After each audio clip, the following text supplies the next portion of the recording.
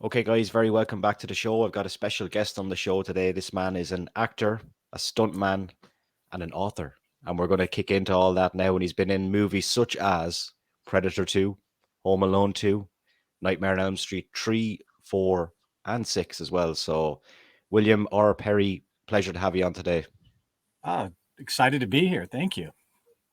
Do I call you William? Do I call you William R? Do I call you Bill? What way does this It's work? funny. It's funny you say that because I had to be William R.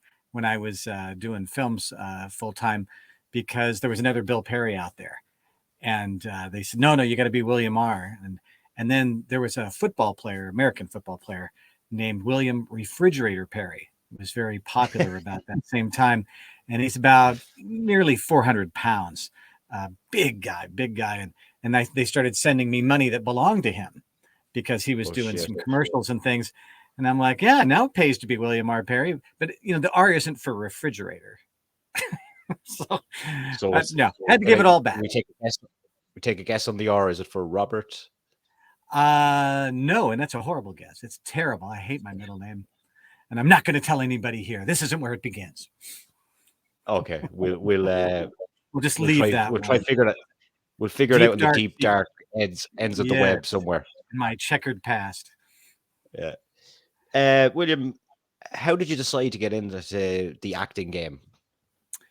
I wanted to be an actor since I was a kid. Started out doing plays in school and doing all that. Started taking acting classes all the way through college, and it was just everything I wanted to do. Being up on stage and a total attention hog, and it came very naturally. It was very fun. Cute girls. It's just what you do when you're in high school. You need to Yeah. find the way to be cute girls. But as it turned out, my height and weight were kind of screwing my deal. I'm pretty little, about 5'6", and I weighed about 125 pounds at the time. And so they didn't want me for actors. One of my agents said to me, "We got to ugly you up some. You're good looking." I'm like, and that's a bad thing. And she said, "Well, the problem is, young leading man is 5'9", 5'10". You're young leading man's friend." Oh, God, that sucks. And they said, "Yeah, and you're too good looking to be young leading man's friend. You need to be goofy friend. So we need to ugly you up some." And that did not appeal much. And about the same time, a buddy of mine, who you've interviewed, Lee Waddell, he and I have been friends for a long time, and he was getting into stunts. And a good friend of ours, a guy named Tony Caesar, who was a big coordinator, was forever, said, "Hey, I got this kid. He's like 5'6", brown hair, brown eyes, 125 pounds. You look just like him. You want a stunt double?" And I'm like, yeah. Does it pay? Yeah, it pays pretty well. And so all of a sudden there were no auditions anymore. Just people call me up. "Hey, can you do Wednesday?" I'm like, "Yeah, Wednesday sounds great. What are we doing?" "We're going to hit you with a car." "Okay, cool." And I'd call up Lee, "How do I get hit by a car?" And and some friends would take me out and we'd learn whatever it is I needed to know by Monday morning or Wednesday morning so that I could get hit by a car. So What? kind of odd, but in its way, it's one of the all that stuff makes great stories. Yeah. What's the most dangerous stunt that you've ever performed then on a set? It's funny. That's a question you hear a lot when you do this kind of work, and it's funny. There's the most dangerous, and then there's the when you got hurt the most, and you Yes, think that that's those the two second would be part. the same thing, and they're not. Yeah. uh, the most dangerous, I think, for me, and because I doubled a lot of kids, a lot of the stunts weren't so spectacular. It's not Indiana Jones kind of stuff. Yeah. But I had to do a stunt where I was going through the rear window of a school bus. The kid's having a nightmare, and he's dreamed that he's trapped in this school bus, and he never gets out, and he can't go get his driver's license. And he looks out the window, and he sees the pretty girl of his dreams, and she's sitting in a empty Ferrari. And so he dives through the back window while the bus is going down the street, rolls to his feet, jumps in the car, and off he goes. And to film it, we had to actually go through the window while driving down the street. And there was a follow vehicle. And so I have to go through the window, get upside down, land flat, and grab onto the follow vehicle so that you don't fall off and get run over. And we had to do it a couple of times. And the crazy thing about it is afterward, the stunt coordinator was like, "Hey, look, it went real well. How much do you want?" And I'm like, "I don't know." And he's like, "Well, what do you think it was worth?" And I'm like, "I don't know. I guess $500." He goes, "Are you kidding me? It's $1,500 if it's anything." And I'm like, "Okay, well, pay me whatever you want to pay me." And as I got home, I realized I just thought my life was worth $500. I mean, I just auctioned my life off for $5 easy. And you kind of look at yourself and maybe I should think about this kind of stuff before I do it, because it was pretty scary. I remember, being fairly terrified, but you kind of rely on your instincts and your sense of confidence in what what you can do hitting the ground. I knew I wasn't going to get killed, but you knew that something could go wrong, and something could happen out of your control, and you try to minimize that stuff, but things do happen. That goes on to the next point then, which you already kind of knew where I was coming from, the injury one. Yeah, the injury. this is sad. This is one of those pathetic stories. The most I ever got hurt was in a movie that I think went straight to video, which makes it even worse. They put me in a clothes dryer, and the idea was his friends put him in this clothes dryer, and they send him for a spin, and he gets sick inside the thing because he's spinning around. So they actually put me in there, and we did like a whole minute while they were filming. And think about doing 60 consecutive somersaults on the ground. And that's a lot of spinning, it takes a while. And I remember getting out of there and I was so woozy. And every time that thing would turn upside down, I would fall because it was like an industrial size. And so every time we'd turn up, I would be, I'd try to hang on or brace myself, but I'd fall and whack, it would just get me on top of the head every time. And so I'm concussed and I'm bleeding at the top of my head. And they're like, "Can you do it again?" I'm like, if we do it again, I'm going to get sick. And they're like, "Nah, you'll be fine." I'm like, "No, I'm already not feeling well." So we go again and bang, upside down on my head. Just whacked me into next week. And I get out of the thing and I'm like, getting sick. So I'm bleeding, I'm concussed, and I'm nauseous all at the same time. And it's not like you were doing Indiana Jones and you're being dragged behind the Jeep or something. It was just a thing being in a clothes dryer.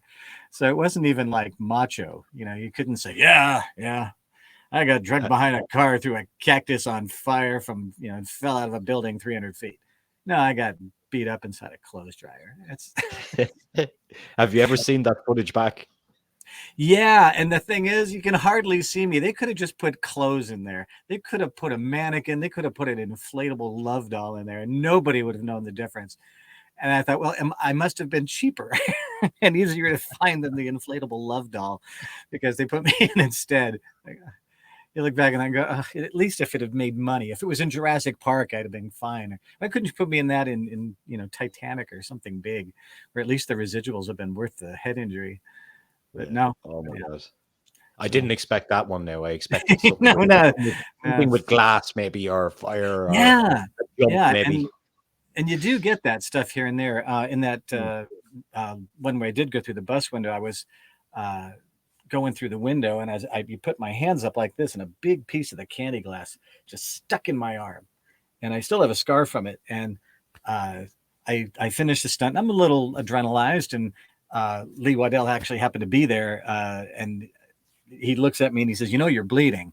And I'm like, "Oh, is this getting on my wardrobe?" And he pulls it out and he takes some crazy glue and sticks it together. Lee was an emergency medical technician. He learned how to do that because he figured it would help, being on the set, which in that moment it did. And so that's the kind of stuff where it's like, that just comes with the territory, getting, beat up a little bit. It's like if you were a football player and somebody kicks the legs out from under you and you get smashed pretty good, you go home and everybody says, "Well, you're a football player. What'd you expect?" Yeah. And that's kind of the way with stunts. You expect little road rash here and there, the bumps and bruises, because you're taking those bruises so the actor doesn't have to. But real injuries, few and far between.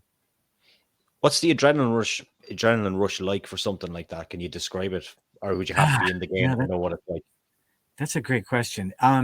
Really, in the moment, it's really probably about as big a high as you can get, because the part of it, as a sort of self-proclaimed attention hog, in that moment, you've got maybe, I don't know, 150 people on set, and they're all watching, and you want to look good, and so you get Yeah. focused, and you want to, you really want to nail this, and you want to nail it the first time, if you can, because it just makes life better on everybody. And between the attention you're getting and the fact that you are at some risk and you are doing something that a lot of people really would love to do. I mean, I talk to so many people like, oh, I want to be a stuntman. It's like, yeah, you don't understand what you're getting yourself into, because it's not always just about doing the stunt. The adrenaline part is fun. I mean, the term adrenaline junkie is a very realistic term, because when you get that kind of a buzz and, you can go and get that and get paid for doing it, it's just how much more could you want? So it really is that it's not so much life and death, because there's plenty of safety people there, and you've usually gone to quite a bit of trouble to make sure that nothing really big goes wrong. Little stuff, sometimes. But yeah, it's a real rush. It's it's like if you've ever been in a car crash or narrowly escaped, I should say, narrowly escaped a car crash, and you're like, boom, boom, boom, boom, like, whoa, that was, and you tell all your friends and you call everybody and tell them about this close call you had. It's that kind of thing where when you're done and you're like, wow, that was gnarly and very memorable. It sticks with you. All the really scary stunts, the ones you remember best, because you're like, yeah, that could have gone sideways, at any time. I'm going to pick two random things that you won't expect me to pick off your website and work that you've done. Both of these things were in 1992. So the first one I want to talk about is Home Alone 2 and what you did there. Home Alone 2, you got to love Home Alone movies if you're a stunt person, because they're basically like Bugs Bunny cartoons. The bad guys, slip and fall off of cliffs, fall, get electrocuted, get burned, get it, whatever. And they always, are fine. And so in that one, there is a bit of a, what I call a banana peel kind of fall. Another actor and myself are chasing, well, it was actually Tim Curry of Rocky Horror fame. We're chasing after Macaulay Culkin, and he's trying to get away from us in this hotel in New York. Sure, yeah. And he gets past us, and as we're chasing after him, there's a woman standing by the elevator door, and she puts her arms out to make him stop, and he dives on his belly and slides between her knees and gets into the elevator, and her arms are still out. So the other guy and I get clotheslined by her, and we, feet come up in the air, and you slam to the, marble floor. And yeah, that was it. That's all I did in the whole film. Just that one stunt. And, New York, all expenses paid, first class airfare, first class hotel. Just all the fun you could want. I mean, I think of myself so many times, that was so many people would pay to do what we got to do. We got paid to do it and treated well, and and all that. But that was one of those ones where you think about these, and it was a Christmas movie, and Christmas movies play a lot during Christmas, which means you get good residuals, and they play them forever. Little did I know they'd still be playing Nightmare on Elm Street 3, 4, and 6, in rapid succession all October long. When we were doing these movies, there was no such thing as streaming media. There was barely VHS. So the chance that all of these things are still out there and still being enjoyed was never anything we, thought about at the time. It was like, it's a horror film. Nobody's going to care 20 years from now. The Home Alone thing, like that's an iconic franchise to be a part of. And you've been fortunate enough to be a part of many of these things. And did you get to meet Donald Trump when you were doing Home Alone 2? He was there, and he did watch the stunt. I remember seeing him there, and he had he has a reputation, let's just say. And there was actually a lot of actors. I remember Emilio Estevez was there with Paula Abdul. So this was like the power couple of the 80s, and they happened to be in the hotel too. And so as we started doing the stunt, this huge crowd of people who were staying in the hotel, and all of the dignitaries and all the fancy people would come down and watch us do the stunt. So again, I love an audience, so it just made it a little extra fun to have to have that, buzz around the room about doing that. You performed a stunt then in front of a one-time president of America, which is pretty. Put that on Yeah, the yeah, CV as well. yeah. And I don't know if I mentioned it on the website, but I also did some work with Michael Jackson, and so every night Yes, that there's was a. that was part two. Part two of Oh, sorry. 1992. That was. Yeah. Oh, yeah. And yeah, that 1992, and we went on tour all across Europe. Went from England to Romania as part of the Dangerous tour, and now there's 100,000 people out there every night. And we basically did sort of a magic trick and sort of a stunt.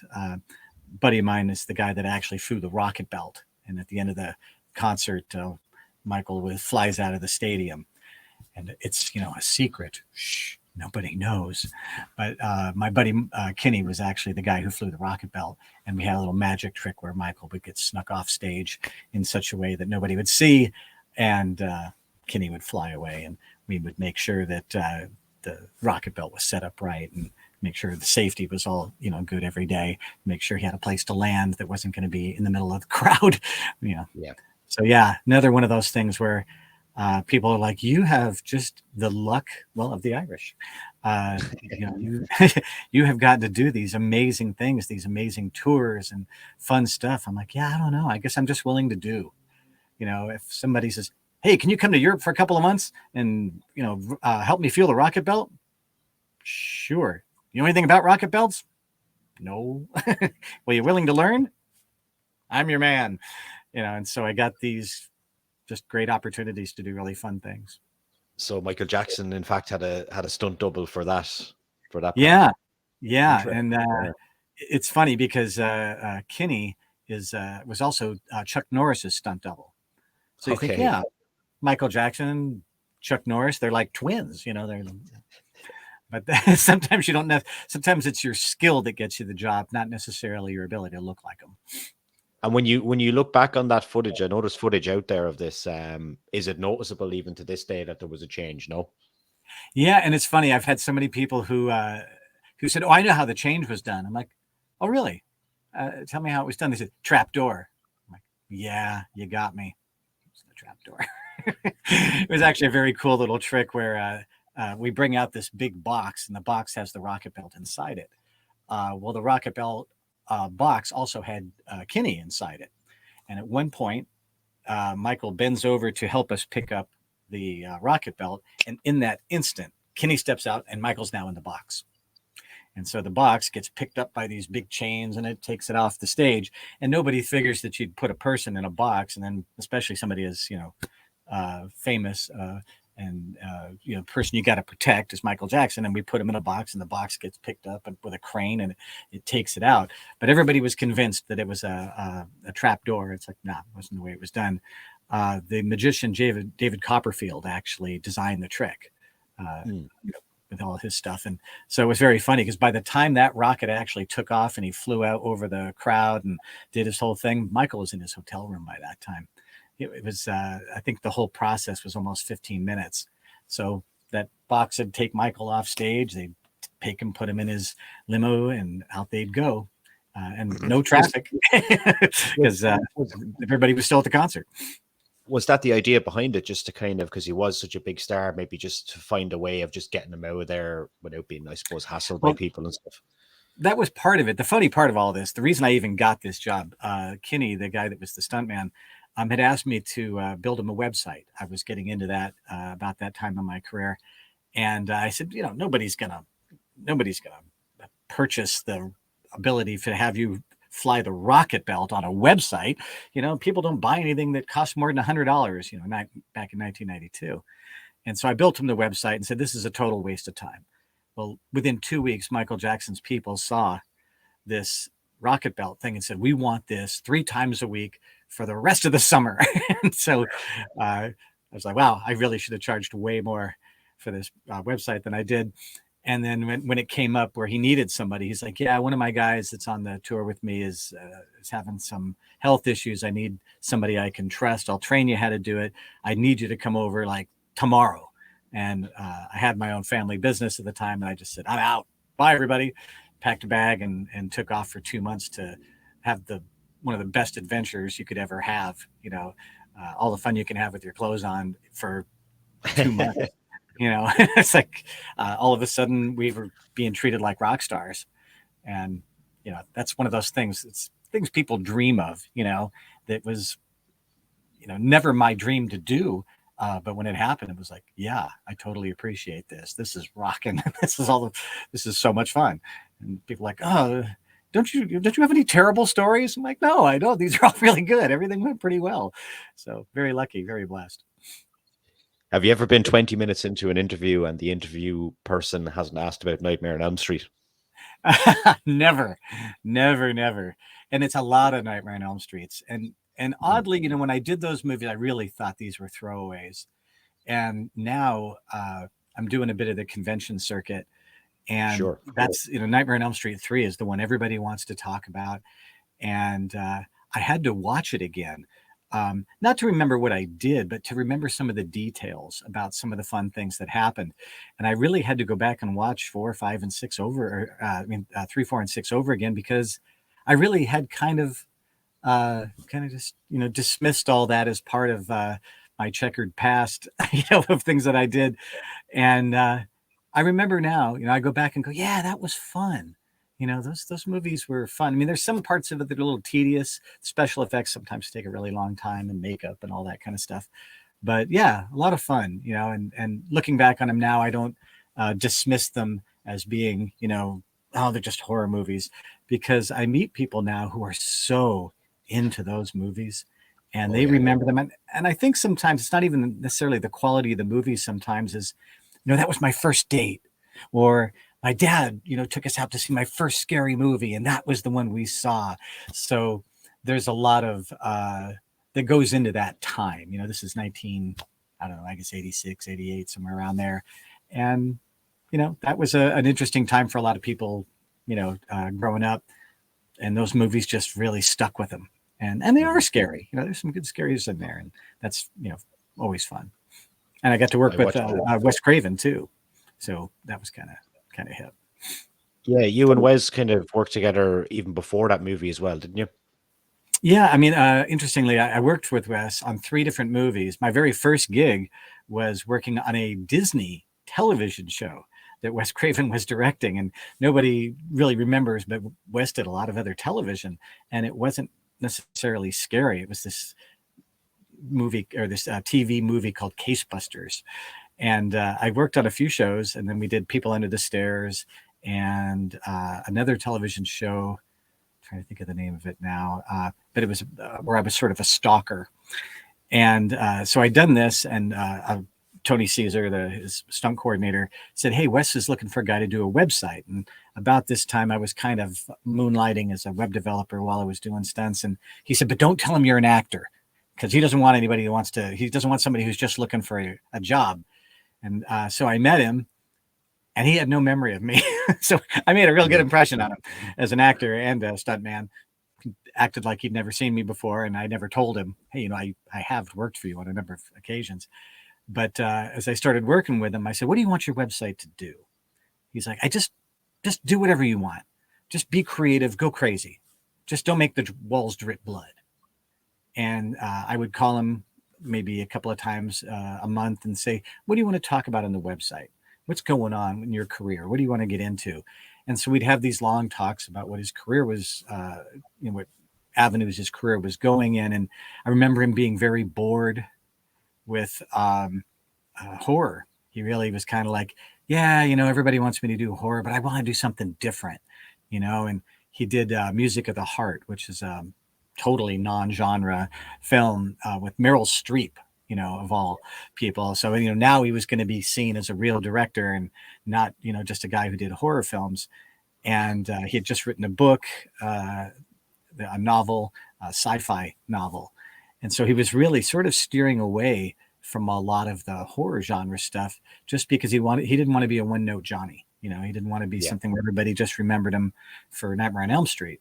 But he also did the Scream films, and I have an interview that he sent to me where he said, Scream 3 is going to be the last one. God is my witness. And of course, we just watched 6, and they just greenlit 7. So sorry, Wes, wherever you are. They wouldn't. The ghost face is going to live as so long as he makes money. So Yeah. It's very hard though. I kind of I think I can understand how he feels, and I talk to a lot of people in horror. Like once you kind of dip your toes in it, it's very hard to get out of it, isn't it? yeah, yeah, and also, like I said, he's making money. If you can create a franchise, I mean, how great is that? When I did Nightmares 3 and 4, Wes was not involved in any way, but his name's on them because he was an executive producer, which is kind of a way of saying, we're going to give you a bunch of money. And it's your characters and it's your creation. So, and he threw in some story ideas. They asked him about it and he gave them some ideas for it. But he was kind of out of the franchise until they did Wes Craven's New Nightmare. I And love that that was when, movie. yeah, and he was really looking to just mix things up again. Nightmare, the first one, was a game changer. That Yeah. was very, very different than what anybody else had done. And Hills Have Eyes and all these things were classically written stories with a modern edge, and so he was doing all these things. And I know he talked to me about having basically given up on horror. And then Kevin Williamson brings him Scream. And I remember him showing me that script and I was like, you'll never get it made. He's like, why? I said, that's the gnarliest, scariest crap I've ever heard. I'm reading the script going, you'll never get that. This scene with the kid, his guts out, they'll give you an X rating. He's like, no, it's funny. I'm like, this is decidedly unfunny, dude. And, then he cast it perfectly and he directed it massively, I mean, just masterfully. And, the casting of Drew as the first girl and all that. When I saw it, I'm like, son of a gun. That was funny. I mean, scary funny, and scary, scary, brutal, scary, crazy. Got the balance right. I'm sorry? It got the balance right. Yeah, Between yeah. scary And he got the balance right, sort of in spite of the script, if you ask me. When I read it, I just read it as gore and slasher. And he really didn't go that way. He made those, like I said, by casting it right, by directing it right, he took a good script and made it so much better. It was better than I think it read when I read it, back before it came out.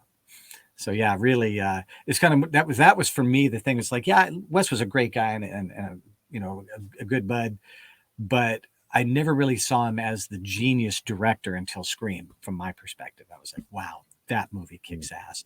Turned everything up on its ear. It's like, I'm sorry, you cannot trust the horror genre anymore. I'm taking all the tropes away. I'm taking all the cliches away, and I'm gonna mess with your mind. And it worked really well. Yeah. What was it like being part of Predator 2? I know you had an acting credit there as well. Yeah, that Another was big my franchise. first. Yeah, I loved that movie. That was my first speaking role, and so I was so terrified. I wanted to do this all my life. Excuse me. And then I got my chance. Like, oh, now what do we do? But I remember just being really excited about it. I remember going into the audition and they said, yeah, we're looking for gang members. Yeah, because I look street. Yeah. And if I walked in and I'm wearing a polo shirt, and I'm khakis and, my little sweater tied around, 19. And I just thought, there's no way I'm getting this part. And I go in with this guy, Alex, who's got this big tuft of white hair coming out of the top of his long hair. And he's got a broken nose and he's got tattoos of flies in his armpits and spiders all over his arms. And excuse me. And I thought, this isn't going to happen. This is too bad because this was like a fun show. And so when we went into audition, they said, one of you is the crony and the other is the leader. I'm like, well, obviously he's the leader and I'm the crony. And so they loved what we did. They said, oh my gosh, this was so good. Switch parts. Oh, that's awesome. Alex is going to get this part because they want to see him do everything. So I never anticipated, getting this thing. And they called me a couple of weeks later. Hey, and we want you for the gang leader. I'm like, no, I'm the little guy. You got to call Alex. And I said, no, we want you. Because we thought it was fun to watch the little guys push around the big guys. Like, oh, okay, cool. And it was a big budget movie, the biggest budget movie I'd done at that time. and got to meet, Kevin Peter Hall, who's 7'2" or 7'6" in the full getup, and just couldn't been a nicer guy.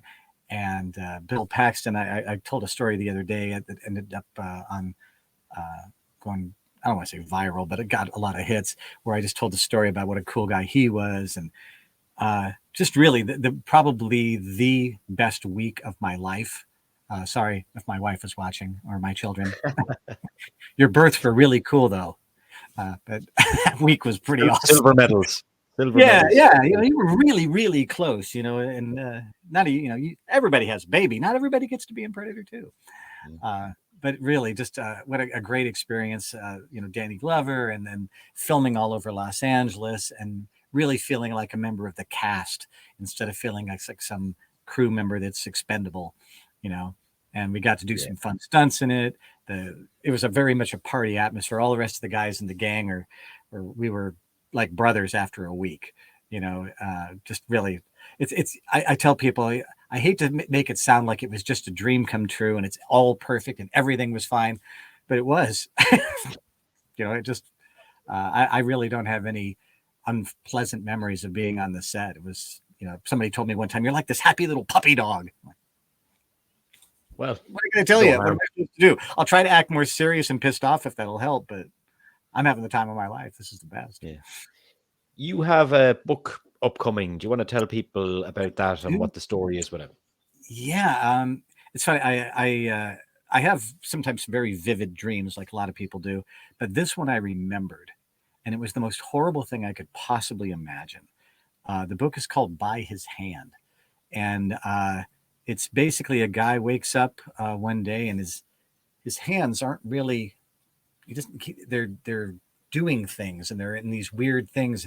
And after a while, he starts noticing that his hands are doing this thing, and he happens to see a friend of his, and the friend is a sign language interpreter. And I really do have a friend that is named Bob that's a sign language interpreter. And he says, "What are you spelling?"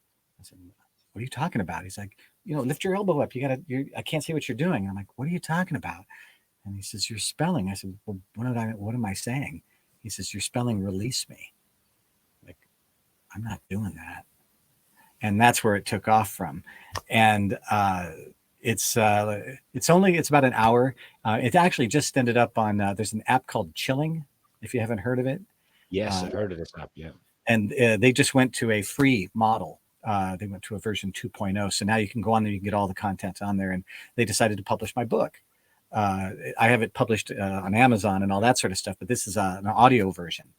And I do audiobooks just as another sideline. You got to have lots of gigs to do. And it's very personal, and it's very painful story for me because it's real. All the people in it, all the characters in it, I changed the names of most of the people, but it was very sad to write because it's the most horrible thing I could ever imagine happening to a person. And if you go to the Chilling app, you can download it and listen to it for free, which is kind of cool. And they have a model where you get sort of residuals. If people listen to it, then you get paid for something for it. And I'm writing the sequel to it now.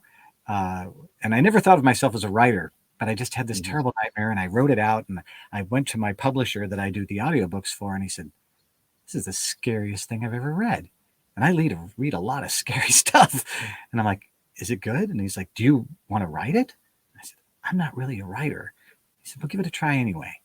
And so after about 2 weeks, I sent it to him. He goes, "Well, what version is this?"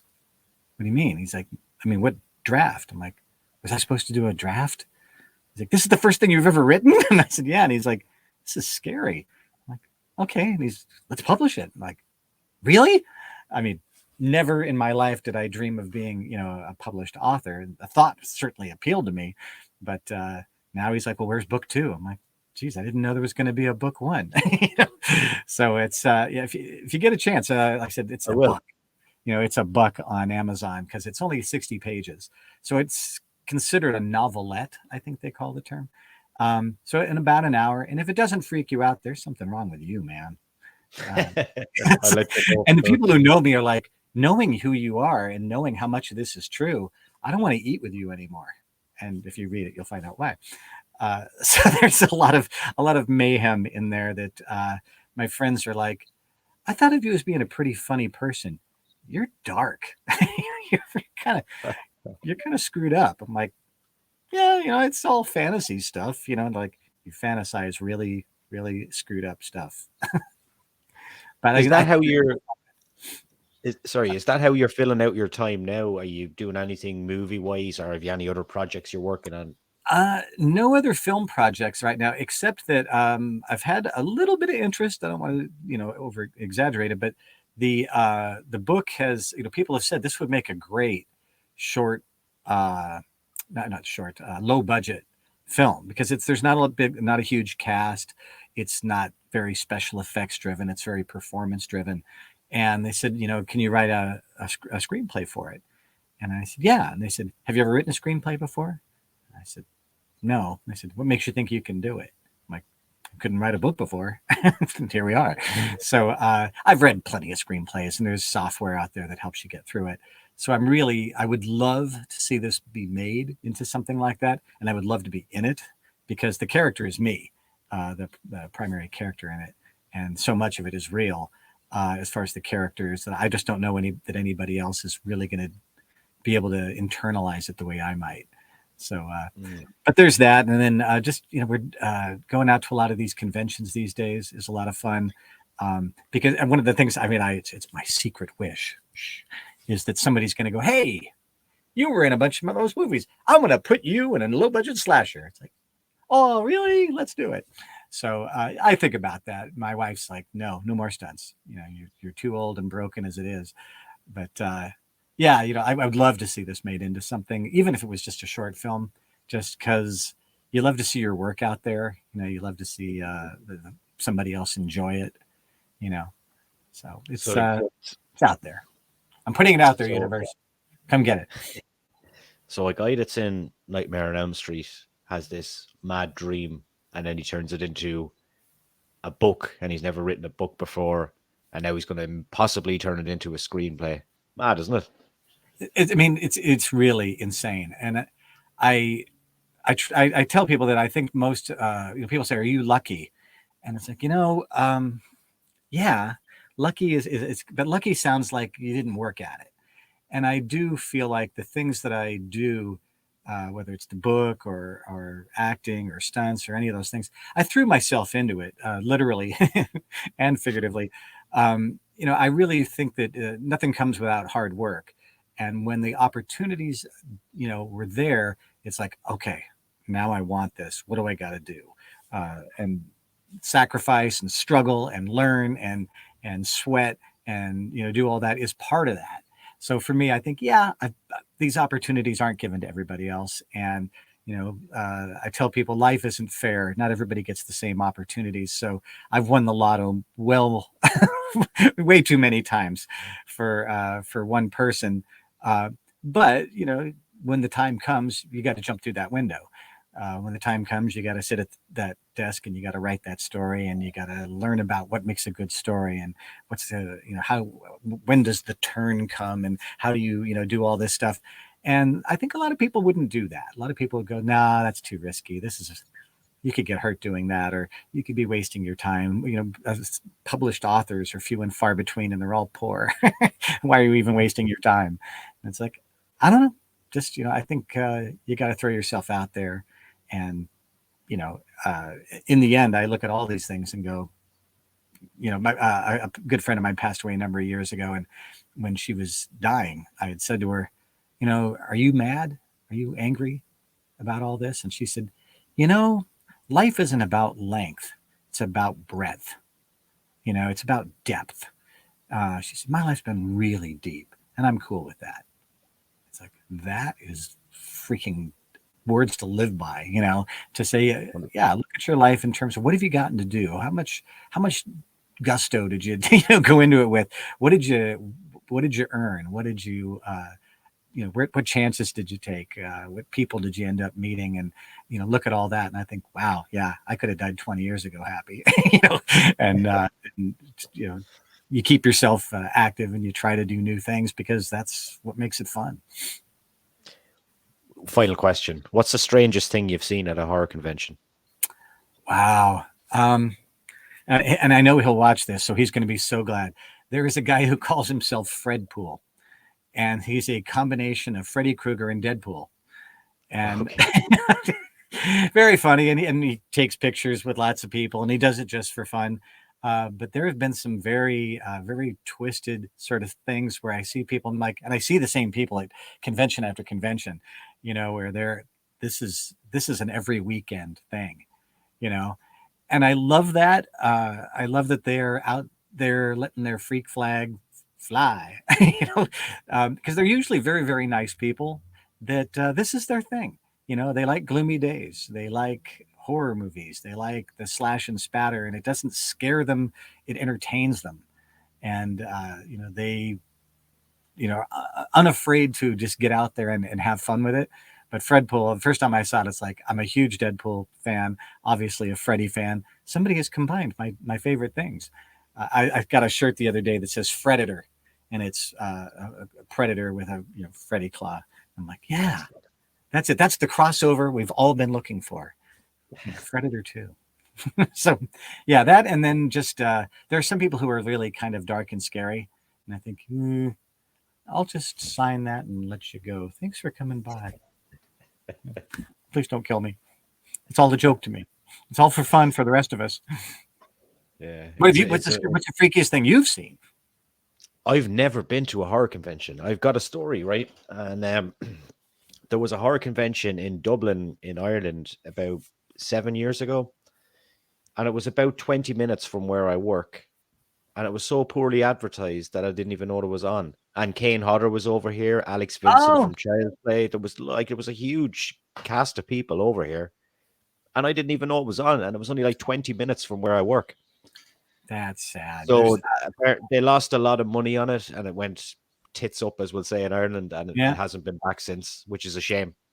Yeah, if you get a chance, I know For the Love of Horror is over Yes. over in the British Isles, and Yes. they do an amazing deal there. From what I've seen, I've only seen it on YouTube and things, but they've got carnival rides and they do a whole week, and it's not just signatures and vendors; it's an event. And Yeah. I'm going to be coming over to England in I guess in August, and it'll be unfortunately not at the right time. But I think that I would love to be over there during that, and just the videos and everything just make it look like so much fun. And here in the Los Angeles area particularly, there's conventions almost every weekend somewhere within. I would say if you're willing to go 100 miles, you could do a convention every weekend. And pop-ups and half Oweens and all these different things where it's like, yeah, it's halfway there. Wow. But it's an interesting culture. They're mostly, I mean, I would say 99.9%. I don't think I've ever met anybody that really freaked me out, but very enthusiastic, very fun people that just, like I said, they live it. They have fun with it every single weekend. That's just their style. And you got to love that. It just really, it's a fun environment to be around. They're not like any other kinds of fans. I was in some Star Trek shows, and the Star Trek fans are nowhere near as devoted and committed to the characters that they create for themselves. Yeah. So I find the horror crowd are like the wrestling convention crowd, and I also find that they're like the rock crowd. yes, And they're all a kind of amalgamation of each other. yeah, and the devotion to the characters and the devotion to the whole spectacle of it is such a big part of it. And that's really fun because I'm doing a convention in Arizona in October, and they're doing a car show, they're doing makeup contests, they have a section just for little kids where it's not quite so scary. I'm not going to show my kid Terrifier, thank you very much. But they've got all of these different things that just kind of create sort of a carnival atmosphere. Sure. And like I said, it just gets bigger and bigger. One of the guys is doing a makeup contest, and the winners get a chance to do a short film that's like a short horror film. Like, what a great idea, just to let these people not just watch and hang out and talk to people who are part of those things, but really take a piece of it with them. Yeah, involve them. And I love that, because when people come out to see these films, to see me at a convention, I'm very conscious of the fact that these are not fans of mine. Let's be honest. They're not fans of me. They're fans of the movie. And I'm fans of the movies too. So we can sit and talk about them like colleagues, instead of, like, oh, you were there. It's like, yeah, I was there. But, what do you enjoy about it? And you get into a conversation and you find that you both enjoy the same things about these movies. And that's the fun part. That's the fun part of meeting people, because otherwise you're still part of the jigsaw, no matter what way you look at it. One of the biggest franchises ever. So you can't put yourself down either. No. And it's funny. Somebody said to me the other day when we were talking about Predator, I really hadn't thought about Predator as being a big a franchise as it is, but there's a lot of Predator movies, and now they're going, prequels and that sort of stuff. And he said, dude, you are part of, the lexicon of Predator. I'm like, oh, but I can hold my head up in crowds again. I just hadn't thought of that I was really part of a franchise that is so loved and such a big deal, and actually got to, face him down and lose badly, very, very badly, to a Predator. And somebody said, well, you've lost to Freddy 3 times. I'm like, I'm in a lot of sequels. Why am I never in the first one? I'm in all the ones that followed, but it does feel good when you look back on it and you go, yeah, those movies were franchises that people really enjoy, and you're a little tiny piece of movie history, that you get to own a piece of. That's not bad. That's kind of fun to look back on, where I kind of looked back on it before, like, oh, please don't let anybody at work know that I was in that, But now it's fucking cool to be in them. Yeah, now it's cool. Now it's like, yeah, bitches. I was killed by the Predator. What were you? Who were you killed by? Freddy 3 times. Zombies. I've been run over by trucks. I've been electrocuted. I've been stabbed. You got none of that. I was run over by a meat truck. What kind of truck were you run over by? And clotheslined in front of Donald Trump. Yes, and clotheslined in front of. Yeah, truly. I mean, that's That's what gotta go on the presidents have TV. you done movies for? But all good. It was a pleasure to have you on the show today, man. Really, really enjoyed it. And we might get Sorry, you back on again. Get a word in edgewise. I feel terrible. You're a great storyteller, man. Absolute Thank pleasure. you. I appreciate that. It's lots of good stories to tell. Fortunately, a great time. And I love watching your show. I once we had talked about doing this, I went back and I was like, oh my gosh, you have the most amazing variety of guests, and weird and wonderful, and it's so entertaining. It's one of those things I just leave it on and just listen to it while I work. And every now and then you got to stop and go, did he just say? yeah But that's pretty open. very Cheers, open. man. Yeah, this does run wild.